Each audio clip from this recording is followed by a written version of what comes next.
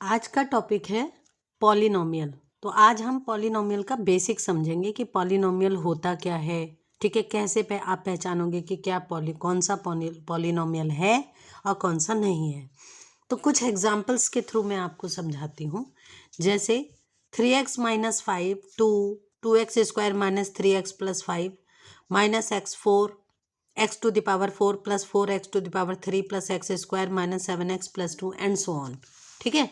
तो हमें ये समझना है कि पॉलिनोमियल क्या होता है। तो पॉलिनोमियल को समझने के लिए पहले हमें ये समझना है कि ये जितने भी मैंने एग्जांपल्स दिए हैं ये सब अलजेब्रिक एक्सप्रेशन है। ठीक है। अलजेब्रिक एक्सप्रेशन में कुछ स्पेशल टाइप के अलजेब्रिक एक्सप्रेशन को ही हम पॉलिनोमियल कहते हैं। तो फिर पॉलिनोमियल क्या है? पॉलिनोमियल मोनोमियल भी हो सकता है, बाइनोमियल भी हो सकता है।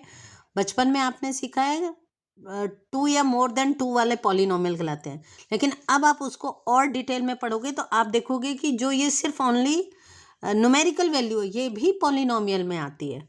ठीक है। तो ये अब हम कैसे पहचानेंगे कि क्या पॉलिनोमियल है उसको अब हम समझते हैं। तो देखिए अलजेब्रिक एक्सप्रेशन का क्या मतलब होता है। अलजेब्रिक एक्सप्रेशन का मतलब होता है कोई भी स्टेटमेंट जिसको हम वेरिएबल और न्यूमेरिकल वैल्यू के रूप में लिख सकें। जैसे अब ये है 3x माइनस 5, तो इसका मतलब क्या है कि एक अननोन नंबर है x जिसका 3 टाइम्स से वो लेस देन 5 है। तो आपने ये 6th 7th में ये सब सीखा है। अब हम जो पढ़ रहे हैं वो 9th 10th के लिए पढ़ाई कर रहे हैं, तो वो हमें बेसिक अब नहीं सिखाया जाएगा। ठीक है। अब हमारा जो मेन है 9th में और उसके बाद 10th में हमें जो समझना है कि कौन सा पॉलिनोमियल होता है कौन सा नहीं होता है। तो आपने जो टर्म्स सुने हैं उसमें आपने एक टर्म सुना है अलजेब्रिक एक्सप्रेशन। दूसरा टर्म आप जो बार बार पढ़ते हो अलजेब्रिक एक्सप्रेशन, तो अब मैंने आपको बता दिया क्या होता है। इस तरह से जो लिखा गया उसमें वेरिएबल x हो सकता है, y हो सकता है, z a b c t s p q r s कुछ भी हो सकता है। ठीक है। अब एक आप पढ़ते हो equation, linear equation, quadratic equation. ठीक है। इक्वेशन वर्ड आपको पढ़ने को मिलता है इक्वेशन। तो इक्वेशन क्या है? ठीक है। एक आपको पढ़ने को मिलता है फैक्टराइजेशन।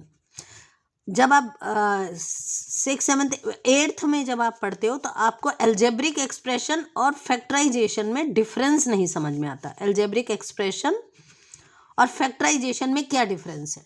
ठीक है। क्वेश्चन सब मिलते जुलते होते हैं तो समझ में नहीं आता कि हाँ इसमें क्या। फिर तो लीनियर इक्वेशन में भी एक्स वेरिएबल यूज होता है, फैक्टराइजेशन में भी एक्स वाई जेड के रूप में होता है, और अलजेब्रिक एक्सप्रेशन में भी एक्स वाई जेड। अब पॉलिनोमियल में भी वही। तो फिर डिफरेंस क्या है इन सब में? तो देखिए कोई भी अलजेब्रिक एक्सप्रेशन, जैसे मान लो हम एक सिंपल एग्जाम्पल से कहते हैं, जैसे 24 को आप प्राइम फैक्टराइजेशन में लिख सकते हो, 3 इंटू 8 भी लिख सकते हो। इसको आप लिख सकते हो 2 इंटू 2 इंटू 2 इंटू 3 के रूप में, 4 इंटू 6 भी लिख सकते हो। अब अगर आपने इसको फैक्टर्स में कन्वर्ट किया, फैक्टर्स में आपने कन्वर्ट करके और ये लिखा, तो ये वाला आपका कहलाता है 2 इंटू 2 इंटू 3 के रूप में। ये प्राइम फैक्टराइजेशन, प्राइम शब्द क्योंकि प्राइम नंबर्स के रूप में लिखा। ठीक है। तो वो कहलाता है प्राइम फैक्टराइजेशन। अब आपने 3 इंटू 8 के रूप में लिखा या 4 इंटू 6 के रूप में लिखा, तब ये कहलाएगा फैक्टराइजेशन। आपने इसको फैक्टर्स में कन्वर्ट कर दिया, वापस आप इसको मल्टीप्लाई करोगे वापस मिल जाएगा। तो जब हम ये हो गया एक तरह से अलजेब्रिक एक्सप्रेशन का पार्ट 24 फुल, और ये कहलाया आपका फैक्टराइजेशन। ऐसे ही जब हम मान लो क्वेश्चन करते हैं तो हम इसमें स्प्लिट कर सकते हैं ना। मान लीजिए कि आपको लिखा हुआ है 3x माइनस 6, तो ये हो गया आपका अलजेब्रिक एक्सप्रेशन। अब इसी को सॉल्व करके जब हम इसमें से 3 कॉमन लिया, x माइनस 2, तो ये दो फैक्टर मिले 3 और x माइनस 2, तब ये कहलाएगा आपका आपने अलजेब्रिक एक्सप्रेशन का फैक्टराइजेशन कर दिया। तो ये प्रोसेस अलजेब्रिक एक्सप्रेशन को फैक्टर्स में कन्वर्ट करना, दैट इज फैक्टराइजेशन। इसे वापस मल्टीप्लाई कर दोगे 3 से x 3x, और ये -2 अंदर मल्टीप्लाई किया -6, इस रूप में लिख दिया, तो ये अलजेब्रिक एक्सप्रेशन कहलाएगा। तो अलजेब्रिक एक्सप्रेशन और फैक्टराइजेशन का अब डिफरेंस मेरे ख्याल से आपको समझ आ गया होगा। अब आते हैं लीनियर इक्वेशन पे। लीनियर इक्वेशन क्या होता है? अगर ये 3x minus 6 is equal to 5 लिखा हो, यानी इक्वल का साइन हो और इधर भी कोई वैल्यू लिखी हो, तब ये कहलाता है इक्वेशन। अब ये इक्वेशन आपको शब्द जो पढ़ने को आएगा, मतलब जो वैल्यू आएगी वो आएगी, लीनियर वर्ड पढ़ने को आता है, फिर क्वाड्रेटिक इक्वेशन होता है, linear equation, quadratic equation, cubic equation. तो लीनियर, क्वाड्रेटिक और क्यूबिक का क्या मतलब है? इसका मतलब आपको डिग्री से समझ आता है। देखो, कोई भी अलजेब्रिक एक्सप्रेशन है, जैसे कि ये है 3x माइनस 6, ठीक है, 3x माइनस 6 में x की डिग्री, x की पावर 1 मानी जाएगी, ठीक है।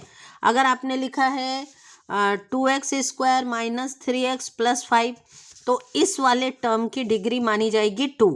जो पावर होती है वही डिग्री होती है। इसकी डिग्री हो गई 2, इस टर्म की डिग्री हो जाएगी 3x की डिग्री हो जाएगी 1, और 5 में x है ही नहीं, तो actually x to the power 0 होता है 1। और अगर यहाँ पे मान लो 5 के आगे x टू द पावर 0 लिखा होता तो भी ये 5 ही पढ़ा जाता, 5 × 1 5। तो ये हम अंडरस्टूड मान लेते हैं, ठीक है, कि इसकी डिग्री हो गई 0। अब इस पूरे टर्म में 2x² माइनस 3x प्लस 5 में डिग्री हो गई 2, 1 और 0। तो इस पूरे पॉलिनोमियल की डिग्री हम कहेंगे कि वो हो गई 2, ठीक है। अलग अलग टर्म की डिग्री आपकी है। तो अगर किसी पूरे पॉलिनोमियल की डिग्री 2 है तो वो क्वाड्रेटिक पॉलिनोमियल कहलाता है। अगर उसकी डिग्री 1 है, जैसे इसमें इस वाले की डिग्री हो गई 1, और इस वाले कांस्टेंट ये आपका है, इसमें ओनली x है ही नहीं, तो इसकी डिग्री हो गई 0।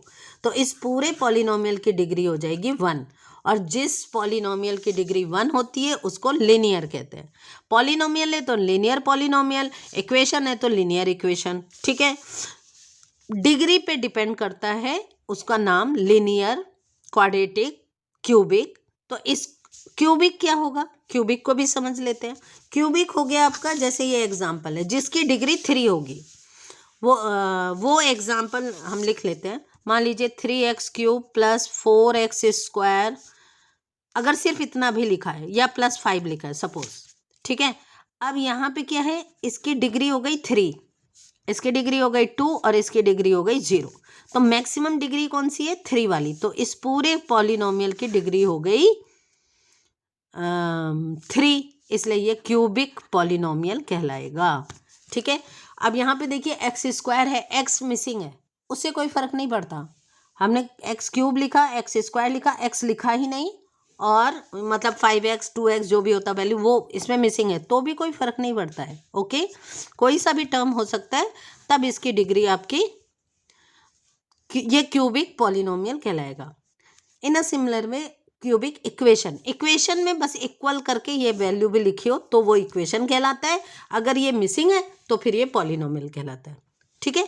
अब हम आते हैं कि हमने अभी अलजेब्रिक एक्सप्रेशन और पॉलिनोमियल में क्या डिफरेंस होता है इसको नहीं समझा है।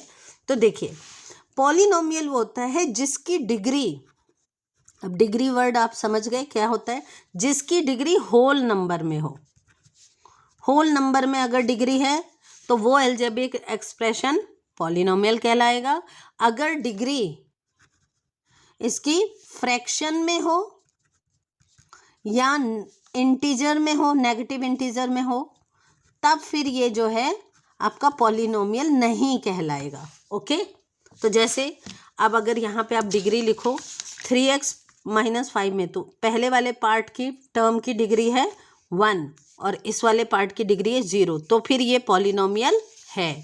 ये 2, इसमें डिग्री हो गई 0, तो ये पॉलिनोमियल है। इसके लिए एक स्पेशल नाम होता है कांस्टेंट पॉलिनोमियल, यानी जिस पॉलिनोमियल में वेरिएबल नहीं होता। वेरिएबल क्या होता है, A B C X Y Z. जिस पॉलिनोमियल में वेरिएबल नहीं होता है वो कांस्टेंट पॉलिनोमियल कहलाता है। तो ये पॉलिनोमियल है, ठीक है, मोनोमियल है और पॉलिनोमियल है।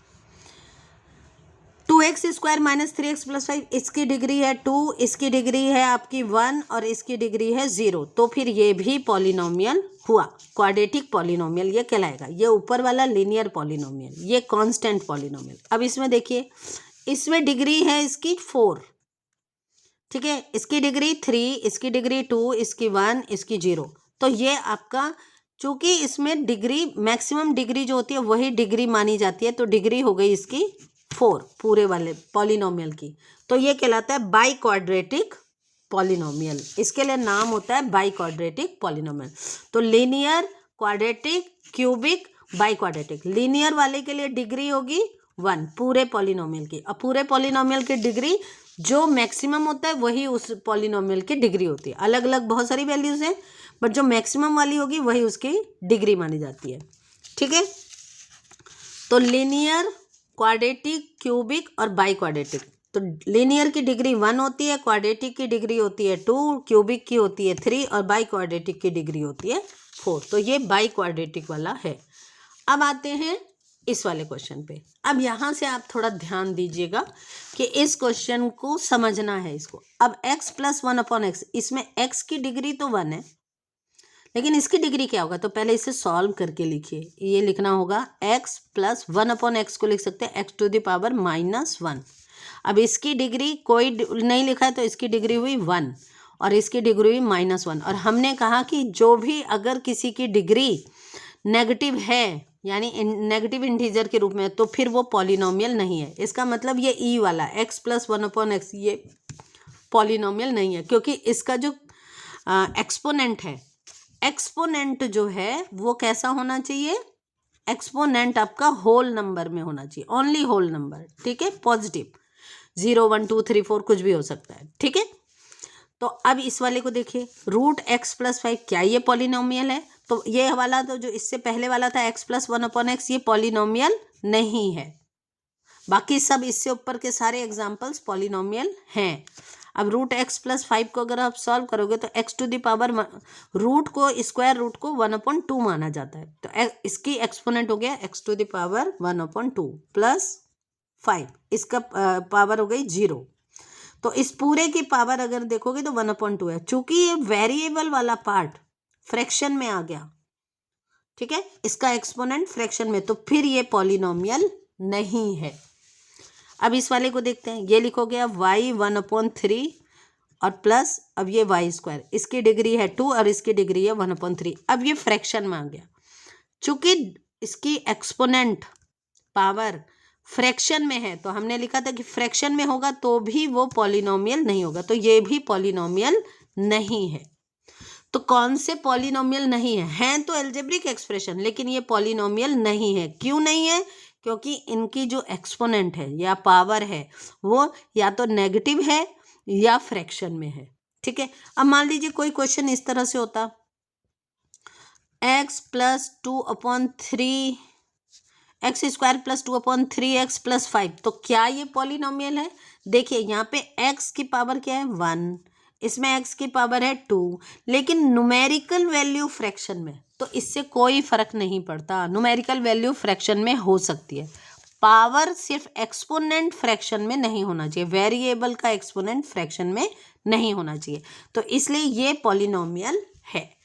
तो ये क्राइटेरिया है पॉलिनोमियल का। तो बेसिकली अगर आप बहुत सिंपल वे में याद रखना चाहते हो, बस इतना याद रख लो, आप जो भी वेरिएबल लिखा है x y z, कोई सा भी क्वेश्चन हो, उसमें आप उसकी x y z की जो भी वेरिएबल है उसके एक्सपोनेंट को चेक करो, उसकी पावर को चेक करो। अगर पावर होल नंबर में है तो फिर वो पॉलिनोमियल है, और अगर पावर फ्रैक्शन में या नेगेटिव है तो फिर वो पॉलिनोमियल नहीं है। अब आते हैं हम कांस्टेंट पॉलिनोमियल। जैसे मैंने एक एग्जांपल बताई आपको 2 कांस्टेंट पॉलिनोमियल के, ओनली 2, ओनली 5, ओनली 8, 0, ये सब कांस्टेंट पॉलिनोमियल है।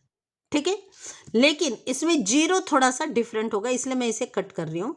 तो कांस्टेंट पॉलिनोमियल 2, 5, 8, 0 ये सब होंगे, बट इनकी डिग्री, ये जो नॉन जीरो नंबर हैं 2, 5, 8, इसकी डिग्री होती है 0। इस पॉलिनोमियल की डिग्री होती है 0, नॉन जीरो नंबर, क्योंकि इसमें x है नहीं। हम इसको लिख सकते हैं 2x⁻0, इसको हम लिख सकते हैं 5y⁻0, x y z कुछ भी हम यूज़ कर सकते हैं वेरिएबल। इसको हमने मान लीजिए 8x⁻0, सॉल्व करके x⁻0 1 होता है, तो 2 × 1 2 ही आ गया, ये 5 × 1 5 आ गया, और ये 8 × 1 8 आ गया। यानी कि ये कांस्टेंट पॉलिनोमियल की डिग्री हो गई 0। अब आते हैं जीरो पॉलिनोमियल। अगर ये कांस्टेंट पॉलिनोमियल 0 है तो फिर इसकी डिग्री क्या हो गया? अब यहाँ देखिए इसकी डिग्री बदल जाएगी। कैसे? आप 0 + 0 + 0 + 0 + 0 भी कर दो तो आंसर क्या आएगा? 0। लेकिन यहाँ अगर 2 + 2 + 2 करोगे तो आंसर 0 नहीं आएगा, वो ऐड होता जाता है ना। बट 0 के लिए स्पेशल केस है, कुछ भी लिखोगे तो आप 0 का। अब आप इसके ऐसे भी तो लिख सकते हो, 0x⁵ + 0x⁴ + 0x3 + 0x2 + 0x1। आप कुछ भी लिखोगे, जब कोई भी x की वैल्यू कुछ भी हो, मान लीजिए x की वैल्यू आपकी 2 है, 2⁵ तो सॉल्व करके आएगा 32, लेकिन 0 × 32 करोगे तो अगेन 0 मिल जाएगा आपको।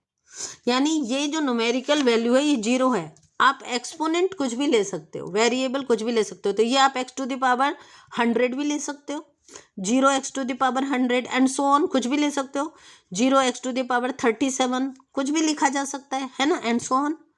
पर आंसर इसका सॉल्व करके ये 0 ही मिलेगा। इसलिए 0 पॉलिनोमियल की डिग्री जो होती है वो होती है नॉट डिफाइंड।